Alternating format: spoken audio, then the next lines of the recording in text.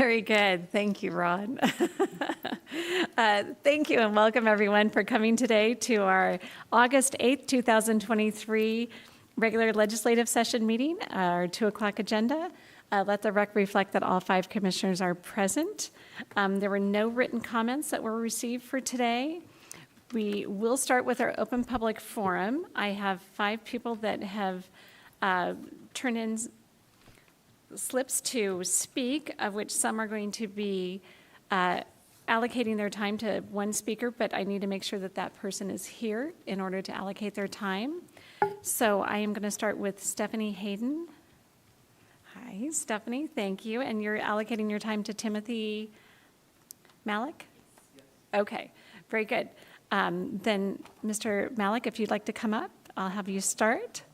And you will then have 6 minutes. If you come up to the microphone, and we'll have you turn that on and state your name and address for the record. And then again, so Stephanie Hayden is allocating her 3 minutes to Mr. Malik. Good afternoon. I'm Tim Malik. I live at 418 West Kiernan Avenue in Spokane. Thank you for sharing your time with me. I am coming to you as a concerned citizen and former county employee about some decisions that I question a great deal regarding the current management of scraps that I feel reflect quite poorly on the organization and the county as a whole.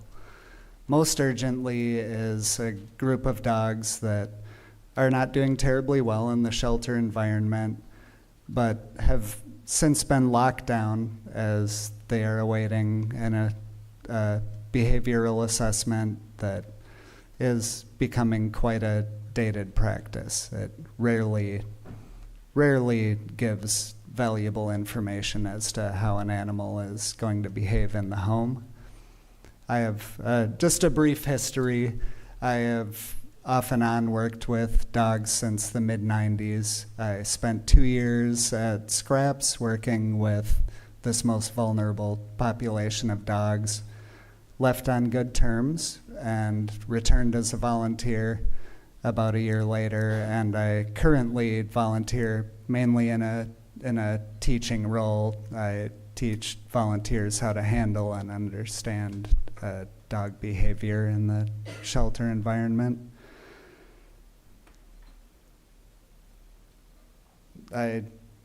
I guess from those experiences, I feel quite comfortable stating that the rescue community is moving away in quite a strong direction from these one-time assessments. There is really, in hindsight, not a lot to be learned from them that is useful to a potential adopter. And the thought of animals' lives being lost from discoveries during a practice like this is absolutely dreadful. And I am asking you as our elected volunteers, our representatives, to please intervene. And I would ask for an independent review board, maybe, if decisions like this do have to be made, something chosen from the community, possibly, with the hopes of transparency and objectivity. I wish I had a little better suggestion as to how to choose this board, but I personally would like to see a variety of people with related backgrounds. I mean, someone in veterinary science, someone who's worked in shelters, someone who understands animal behavior, someone with a law background, someone with a law enforcement background, just something to make sure that these decisions are not made by too small a group of humans without enough information. Another of the things that concerns me a great deal is this locked door policy that they're operating under at Scraps currently. I worked there during the COVID lockdown, and we had absolutely no option. We did have to limit the amount of people coming in, and from a staff member, I mean, I fully understand that was kind of a plus. You did manage the workload a little bit, and we're in a bit of control with that, but they agreed to serve the public, and that is not reflecting well on the citizens that they are there to serve. They have to wait at a locked door to come in. There are missed opportunities for adoptions, and it flat out looks bad. And there's also this gigantic room that is labeled the community room within the shelter next to the front lobby. It is the largest room in there. Its intended purpose was for a low-cost vaccine clinic that we used to have the luxury of being able to use, and educating the public on responsible pet ownership. The current director is using it for his personal office, which I don't even know what to say about that. What does that say? You know, someone that agreed to serve the public, that the community room is now my office. If he were truly a strong leader, he would be here asking himself for help to reinstate old programs that serve the community, and would probably be asking for more money. I understand that, but that's how I feel about that matter. Thank you again for your time. Thank you.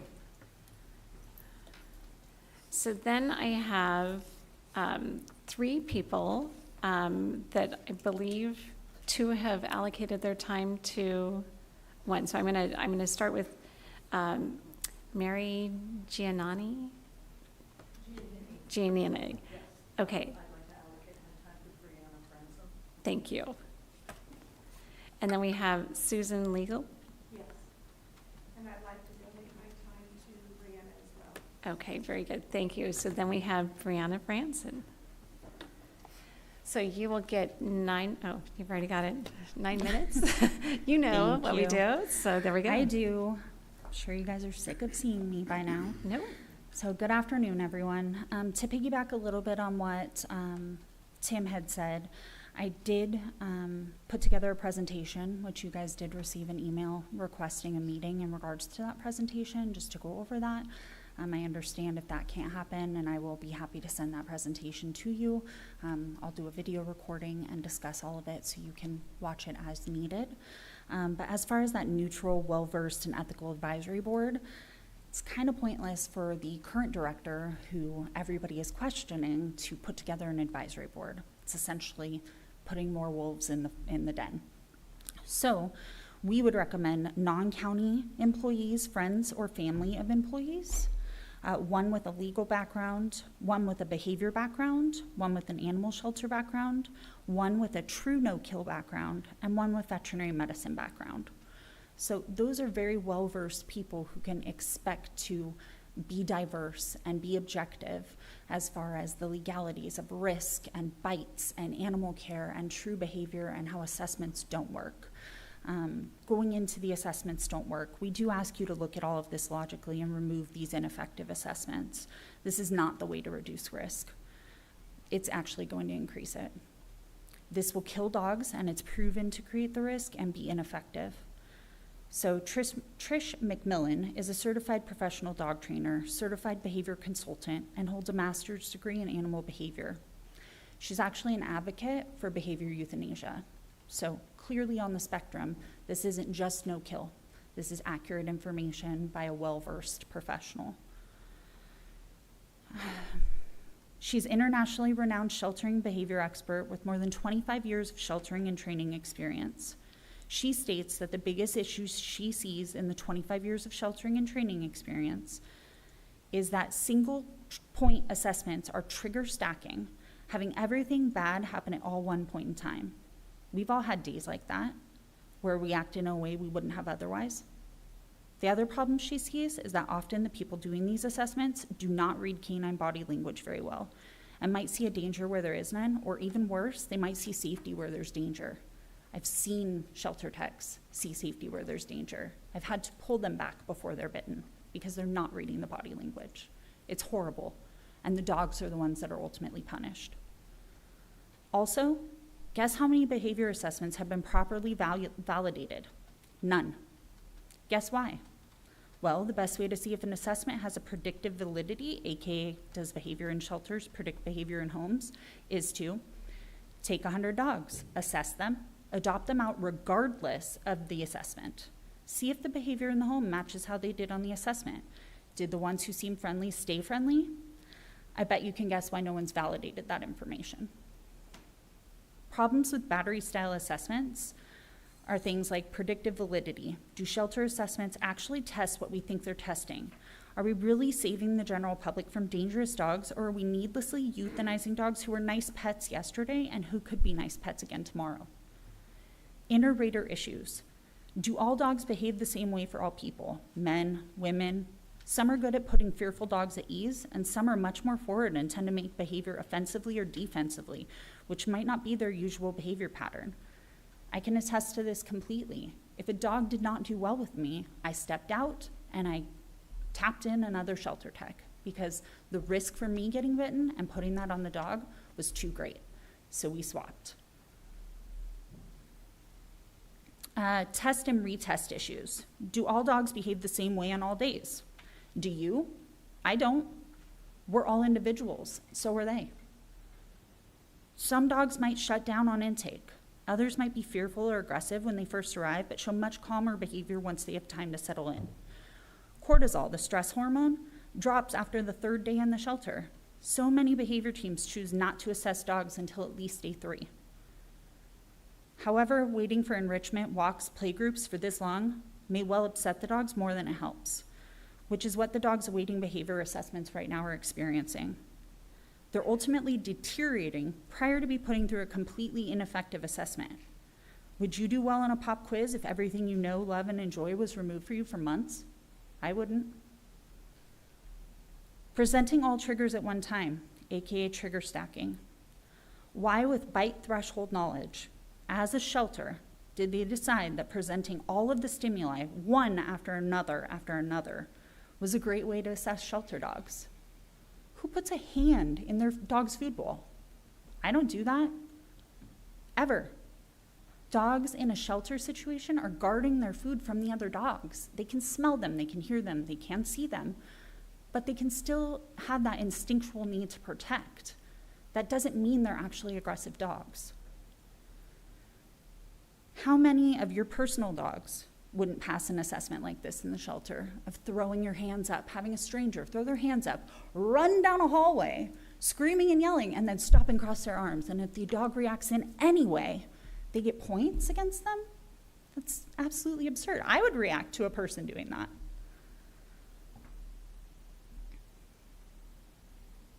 And how many dogs will ever see all of these triggers in the same 20 minutes of their lives after this? So what are we actually seeing is the truth about these dogs? These assessments are unfounded.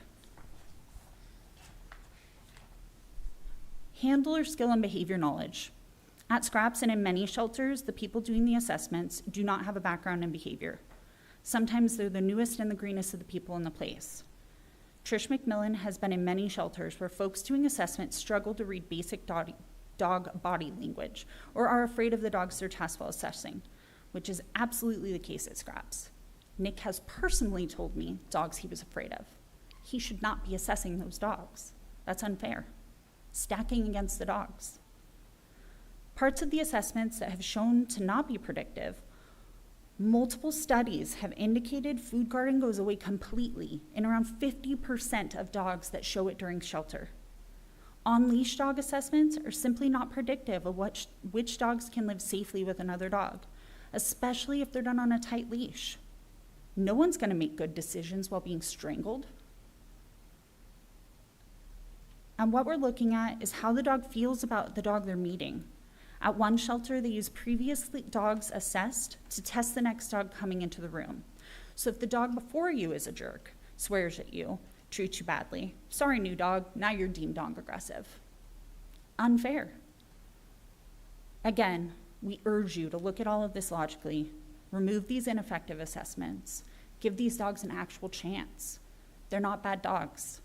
I don't question actual dangerous dogs. I accept their euthanasia. I accept that we need to release them and let them go for the safety of themselves, the public, and their animals.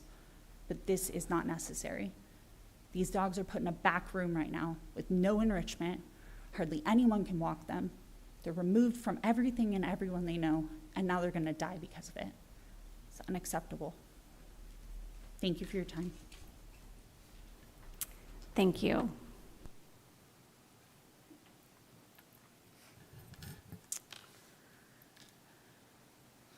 So our public comment was for 15 minutes, and so we have used the 15 minutes, so I will close the public comment at this point in time. And then I will look to my fellow commissioners for the rest of the agenda. And we do have one public hearing at the end. Madam Chair, I move to approve items 2, 3, and 4, including all sub-items with the exception of item 4V, as in Victor. Second. Okay, I've had a motion and a second to approve items 2, 3, 4, all sub-items except 4V as presented on today's agenda. Any further discussion? Seeing none, all those in favor, please signify by saying aye. Aye. Aye. Motion passes unanimously. That will then take us to item number 5, which is a public hearing item. And Sheldon is going to be up to speak to that. Good afternoon. I'll give Ron a sec here to get the resolution on the screen for us. Awesome.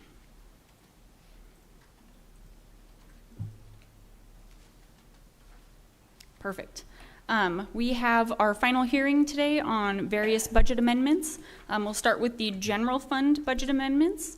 The first is one for facilities maintenance. We are increasing their budget and decreasing the detention services budget as jail has transferred funds to facilities to support an additional position in the facilities department to work at Geiger. Up next is some elections equipment that is supported with revenue coming in to the general fund as charged through the equipment replacement plan for the elections department. Next, we have aquatic sponsorship revenues that have been received.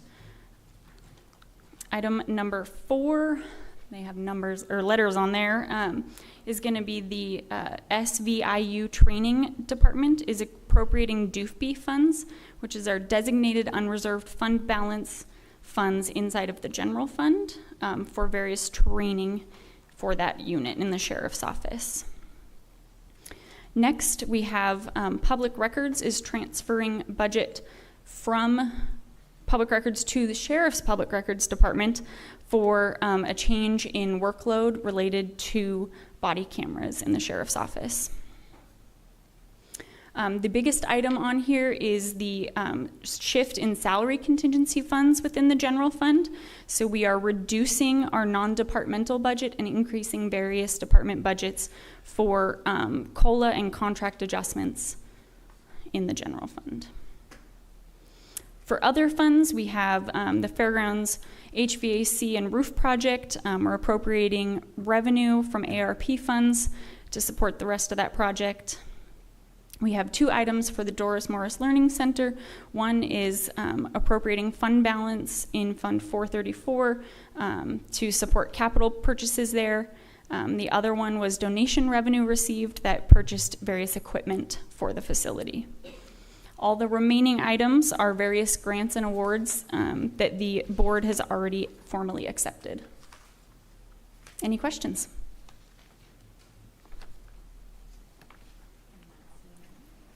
I'm not seeing any questions. Thank you very much, Tessa.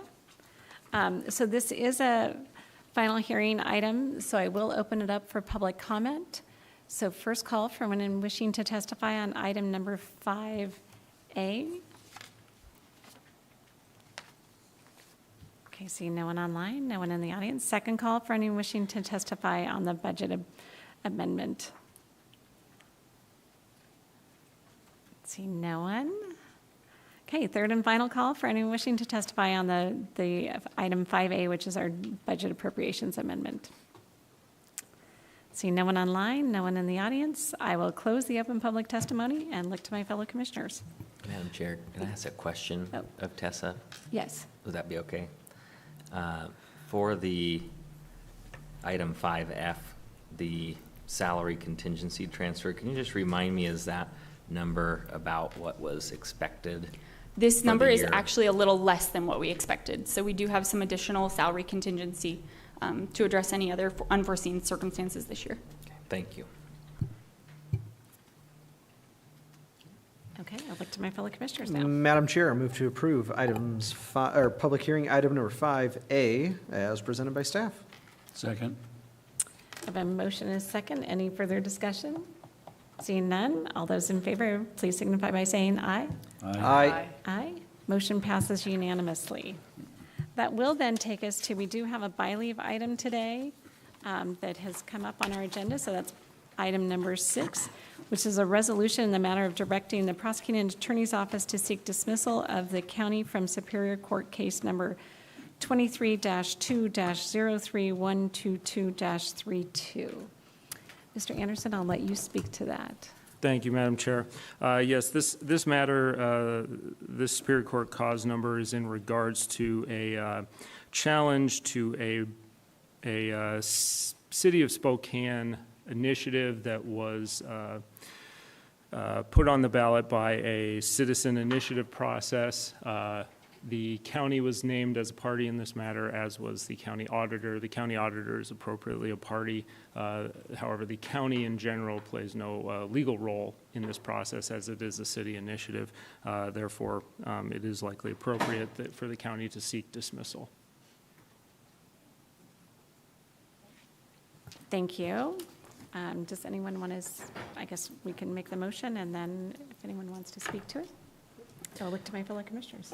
Madam Chair, I move to approve by leave resolution number 6 in the matter of directing the prosecuting attorney's office to seek dismissal of the county from Superior Court cause number 23-2-03122-32. Second. Okay, I have a motion and a second. Any further discussion? You could take testimony. Oh, I do, well, we can discuss and then I'll take testimony, or do you want me to? I can take testimony first. At some point, Chris, we'll figure out what the actual process is for that. Thank you. That's the right way to do this. So since we are going to be taking action on this item, I do need to open it up for public testimony since it's an additional item that was not on our pre-printed agenda. So anyone wishing to testify regarding the resolution that we just stated?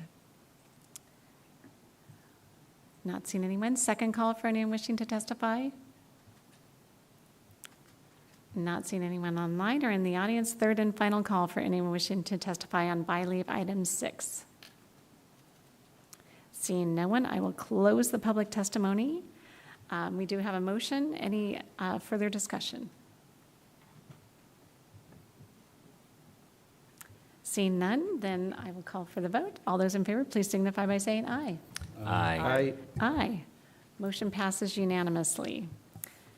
Okay, that then concludes everything on our printed agenda, although I do believe, Mr. Anderson, do you have any further items today, or Mr. Simmons? We do have 2 executive session items. We'll get them in just 1 second here. I believe they're both pending and potential. Yes, Madam Chair, we do have 2 executive session items under pending potential litigation pursuant to RCW 4230-110-1I. The first matter should include the board, myself, CEO Scott Simmons, Deputy Prosecutor Jessica Pilgrim, and Deputy Prosecutor, excuse me, Kiefer Stenzing. The second matter, If I could ask, I believe I know what the matter is of the first one. I would request that Ron Valencia be present in that, with his involvement. yeah, thank you, and yeah, I believe that is appropriate to have Ron Valencia as well as Kyle Tuig and Ben Bradabo from the Public Works Department on that one. So, and then the second one, I believe, should include the board, myself, CEO Scott Simmons, Deputy Prosecutor Jessica Pilgrim, and Scott Chesney from the Building and Planning Department. Anybody else? And Mr. Stenzing from my office as well. And no action on either. Both are expected to take 20 minutes each. Okay, so 20 minutes each. We will start with the first one that has the most people in it. And then we will whittle it down from there.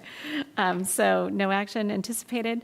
So we will go into executive session for 40 minutes total. With no action anticipated at the end of the 40 minutes, we will then adjourn for the day and be done and see everybody next week. So it is 3:32. I will say executive session will start at 3:40, which will give everyone time to kind of, or 2:40, sorry, 2:40. 2:40, and we will go for 40 minutes. And so we will then adjourn at the end of that executive session. And if it is extended, we'll let the clerk know, and she'll do that for the record. Thank you.